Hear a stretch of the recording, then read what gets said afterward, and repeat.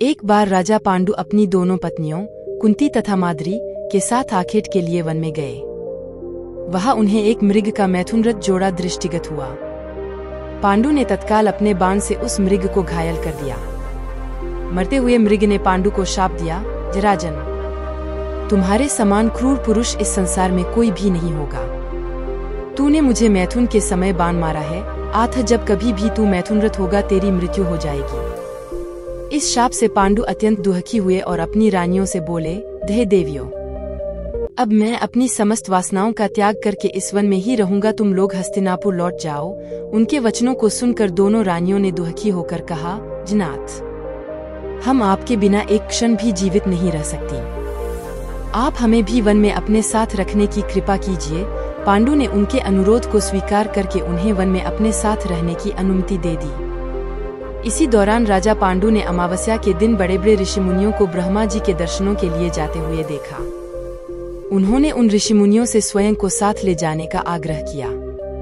उनके इस आग्रह पर ऋषिमुनियों ने कहा, जराजन, कोई भी निःसंतान पुरुष ब्रह्मलोक जाने का अधिकारी नहीं हो सकता, आथ हम आपको अपने साथ ले जाने में असमर्थ हैं। ऋषिमुनियों की बात सुनकर पांडु अपनी पत्नी से बोले, हे कुंती, मेरा जन्म लेना ही वृथा हो रहा है, क्योंकि संतानहीन व्यक्ति पितृऋण, ऋषिऋण, देवऋण तथा मनुष्यऋण से मुक्ति नहीं पा सकता। क्या तुम पुत्र प्राप्ति के लिए मेरी सहायता कर सकती हो? कुंती बोली, हे आर्यपुत्र, दुर्वासा ऋषि ने मुझे ऐसा मंत्र प्रदान किया है जिससे मैं किसी भी देवता का आह्वान करके मनोवांछित वस्तु प्राप्त कर सकती हूँ। आप आज्ञा करें मैं किस देवता को बुलाऊं?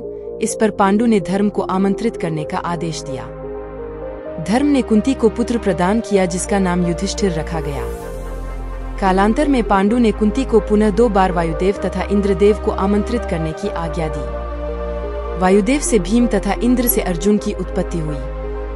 तत्पश्चात पांडु की आज्ञा से कुंती ने माद्री को उस मंत्र की दीक्षा दी। माद्री ने अश्विनी कुमारों को आमंत्रित किया और नकुल तथा सहदेव का जन्म हुआ। एक दिन राजा पांडु माद्री के साथ वन में सरिता के तट पर भ्रमण कर रहे थे।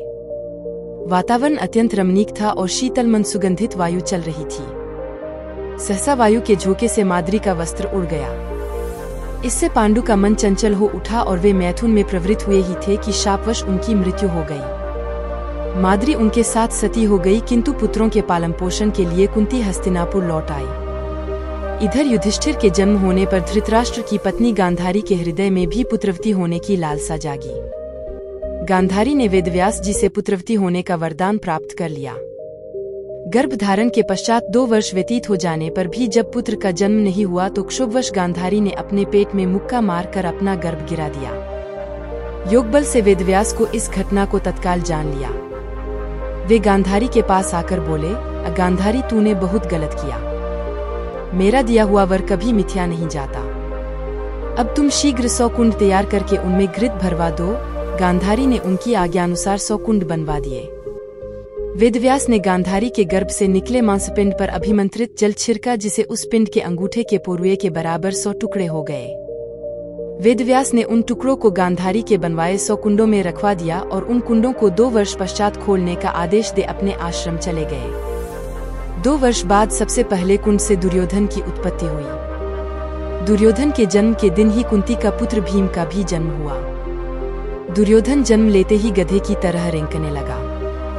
ज्योतिषियों से इसका लक्षण पूछे जाने पर उन लोगों ने धृतराष्ट्र को बताया, जराजन, आपका यह पुत्र कुल का नाश करने वाला होगा, इसे त्याग देना ही उचित है। किंतु पुत्रमोह के कारण धृतराष्ट्र उसका त्याग नहीं कर सके। फिर उन कुंडों से धृतराष्ट्र के शेष 99 पुत्र एवं दुश्शला नामक एक कन्या का जन्म हुआ। गांधारी गर्भ के समय धृतराष्ट्र की सेवा में असमर्थ हो गई थी, अतएव उनकी सेवा के लिए एक दासी रखी गई। धृतराष्ट्र के सहवास से उस दासी का भी युयुत्स नामक एक पुत्र हुआ। युवा होने पर सभी राजकुमारों का विवाह यथायोग्य कन्याओं से कर दिया गया। दुश्शला का विवाह जयद्रथ के साथ हुआ।